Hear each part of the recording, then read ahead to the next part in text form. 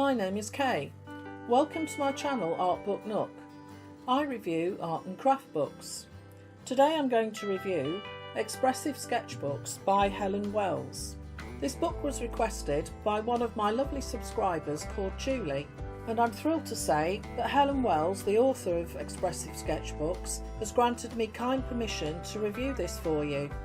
I'm really looking forward to sharing this book with you because I've never kept a sketchbook, and this is something that I want to do this year. This is a large softback book, 144 pages, published by Quarto Publishing. So let's take a look inside this delightful, colourful book. There are 5 main chapters: magic and motivation, getting going, techniques for exploring and experimenting, growing your ideas, practice and progress. In the introduction, Helen answers the question, what is an expressive sketchbook? It's a playground for your imagination. The book is about exploring your call to create. A great sketchbook is not about perfect outcomes, it's about learning, growing through doing. And it's a safe place to become more confident and courageous. Helen says, think of your sketchbook as a place to have a creative conversation with yourself. It's about experimentation and discovery, and there are no rules when it comes to sketchbooks. In Magic and Motivation, Helen will share with us reasons to start a sketchbook. Using a sketchbook enables you to explore ideas and log your creative journey. It can be very rewarding to keep all your sketchbooks and look back on where you were or what interested you at a certain time in your life. Your sketchbook is a brilliant filing cabinet for all your ideas. They are all kept safe and sound in one place, and it can develop into a beautiful object in its own right. Helen says it's about the process, not the outcome. Your sketchbook is a place to enjoy and learn from the process of creating. A sketchbook is not about completed works of art. Overcoming obstacles is an integral part of being creative, and Helen's goal is to help you overcome these obstacles and work through them. And here is a lovely picture of Helen holding one of her sketchbooks. Look at this gorgeous splash of colour. Helen tells us there were many years of her life when she stopped drawing and didn't start again. She was so critical of everything she produced. Her belief that she was unable to draw well got in the way of her doing something that she loved. I think so many of us can resonate with this statement. Helen recommends being kind to ourselves and instead of criticising what we've produced, look for the positives. So where do we start? Sometimes we overthink things, and planning can be the thing that actually stops us from doing. So rather than thinking about starting, take a deep breath and just get on with it. Helen has included lots of ideas and suggestions in her book to help us get started on our creative journey. In Chapter 2, called Getting Going, Helen provides everything you need to get started in your sketchbook. She invites you to consider the type of sketchbook that best suits you and the various materials you can use. There are a variety of exercises designed so you can use them as jumping off points and then adapt them to your own style. Helen provides some excellent advice to help you select a sketchbook that's perfect for you. Things you need to consider, such as your chosen medium and how and where you'll use it, and discusses various art supplies and materials such as pencils and graphite, pens, paint, ink, collage materials and brushes. Helen tells us her sketchbook is very colourful. She loves using the power and beauty of colour. To harness the magical qualities of colour, it helps to know a little about colour theory. Helen explains some of the basics and it shows us some examples of her colour experiments. Helen would love for you to fall in love with drawing, and she has provided a collection of art exercises to get you going in your sketchbook, beginning with making simple patterns using different pencil marks. Helen tells us that drawing is not necessarily about producing a perfectly realistic rendition of what you see. Rather, it is a way to interpret the world. She advises you to select objects to draw that mean something to you. For example, Helen has drawn her mother's button box and sewing materials. And drawing is not just about the result, it is also about the practice, the experience and being in the moment, the act of actually doing, and learning happens along the way.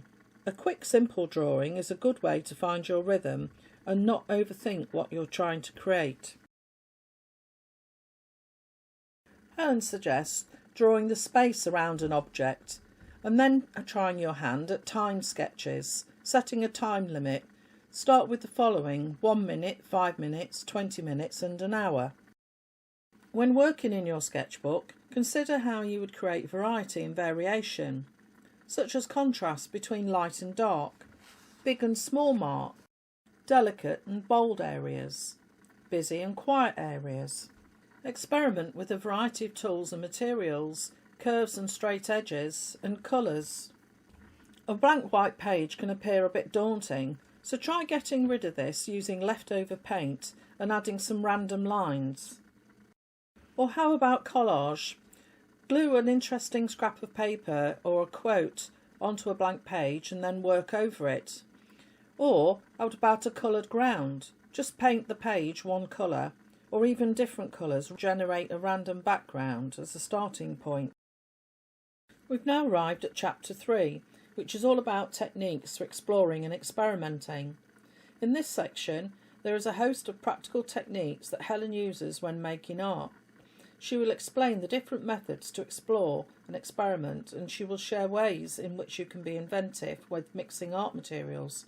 Her hope is that you apply and adapt and alter these techniques to use the art supplies you have.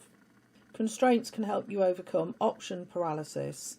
An example of a constraint could be limiting yourself to draw or paint a subject you find in your kitchen. And here Helen has demonstrated this by drawing a piece of broccoli that she found in her fridge. Another idea is to seek inspiration outside. I love the pattern Helen has created from the photograph of the foxgloves. You can collect reference material for use later. Helen was attracted to this blossoming rhododendron, and she used this photograph to paint 3 pages in her sketchbook. When you spend a few hours drawing an object, you will learn so much more about it. You will be able to fully appreciate its complexity and beauty. Helen encourages you to take your sketchbook outside, and while she frequently draws some photographs, what she sees and experiences outside brings a whole new dimension to her work. A photograph is flat. Here Helen demonstrates how to simplify. She has taken the photograph from the previous page and experimented with a series of several quick studies. Inspiration can be found everywhere, even inside your home.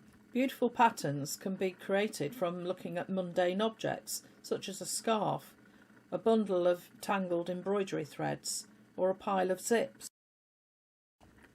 Helen encourages you to play and experiment by using mixed media. In your sketchbook, the anything goes mentality can help you enjoy the process without being too concerned or judgmental about the outcome. It's a great opportunity to explore and experiment. A resist technique using wax crayons or oil pastels. Or what about an underpainting, knowing that you're going to paint over it? Here Helen has painted a wonderful background of bright colours and then painted over it with black ink. This reminds me of one of the very first pieces of art I ever created. It was whilst I was at school. I'd only be about 5 or 6, and the teacher gave us some very brightly coloured wax crayons, which we scribbled all over the paper with, and then we painted over it with black poster paint. I was absolutely thrilled with the result and really proud of my painting. I'm sure that's what sparked my lifelong love of art.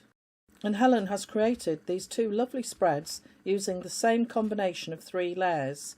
The first layer was wax crayon, then watercolour paint, and finally acrylic paint. Mixing materials in interesting ways will make your sketchbook feel personal to you. You can search your home for items that you could dip into ink to make interesting and unusual marks. Items such as string, nails and screws, old credit cards, twigs, leaves, etc. I have a twig that I treasure. It's a funny shape and it makes such an interesting line. Helen suggests keeping a collection of interesting and diverse papers so you can use them to collage in your sketchbook. And here she has provided a demonstration of how to use a photograph, create a collage paper and use that to create an artwork. And here is a second demonstration, how to create a collage from your imagination and then combine the two with collage and paint. And in the final part of this chapter, Helen discusses black and white versus colour. Chapter 4 is about growing and expanding your ideas. So now it's time to take the tools and techniques that you've learned from Helen in the previous chapters and expand upon them. Helen suggests you start with a theme or topic that excites you and just get experimenting. Ideas could be based on your experiences, people or places, emotion and imagination, objects and things. One way to expand on an idea is to revisit your inspiration map, which is on page 31 of Helen's book. Begin by taking one idea and placing it at the centre of a new map. Write down all the ways you may want to explore this theme. I absolutely love this example Helen has provided. So she's combined two disparate ideas from her own inspiration map. The first was making sketchbook art from rubbish, and the second was pigeons, and she combined these two ideas and made a pigeon from rubbish. I think it's really clever, and you could also just cut out words that meant something to you for the large feathers. I think it's wonderful. Helen suggests you could also use your sketchbook as a place to store things that you've collected that you'd like to revisit later. And writing in your sketchbook can help you connect with what it is you have collected or created, and be a way to remember the materials, colours or combinations you've used. We've now come to the final chapter in Helen's beautiful book, all about practice and progress. Helen gives us some useful advice about what to do if we lack inspiration. Also about assessing our work and embracing our mistakes. Our mistakes can lead us to a breakthrough and encourage us to tackle different subject matters differently. And here is some advice about avoiding self-sabotage and listening to the negative voice inside us. Helen encourages you to be kind to yourself. As children, we draw and colour with an unself-conscious abandon, but as we get older, we begin to censor ourselves and compare our results to others. We need to be kind to ourselves, and by developing a regular practice, our self-confidence will grow. We've now come to the end of Helen's book, which I've personally found to be very inspirational. Helen Wells is a British artist who lives in the south coast of England.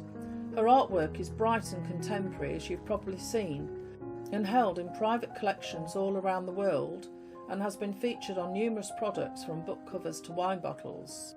In the description below, I've added a link to Helen Wells' website, where you'll also find her online classes. She also has a blog with some really helpful advice and some links to some videos, which are on her YouTube channel. There's an excellent video on how Helen became an artist in later life, and I highly recommend you watch this. Helen's story is an inspiration to us all. I've also added links to Helen's social media pages, her Facebook and Instagram account. Oh, and I forgot to mention that Helen does have a free mixed media sketchbook class that you can take. So do visit Helen's website and sign up. And of course, I've added the links to where you can buy yourself a copy of Helen's book. If you've never kept a sketchbook before, or even if you do keep one, I think you'll find lots of ideas in Helen's book, and I think you'll find it really helpful, especially if you're just getting started. She includes lots of ideas, and her writing is very encouraging and supportive. Helen's passion and enthusiasm really shines through. I hope you'll treat yourself to this lovely book, and once again, I'd like to thank Helen Wells for granting me permission to review this, and also to my subscriber Julie for recommending it. I hope you found my review helpful. If you did, please give this video a like. It helps YouTube promote my channel to other people who are interested in art books. I try and post a new art book review every single week, so if you'd like to see more reviews from me, please subscribe to my channel. I'd really appreciate it. And if you found this review helpful, please leave me a comment below. I do reply to all comments.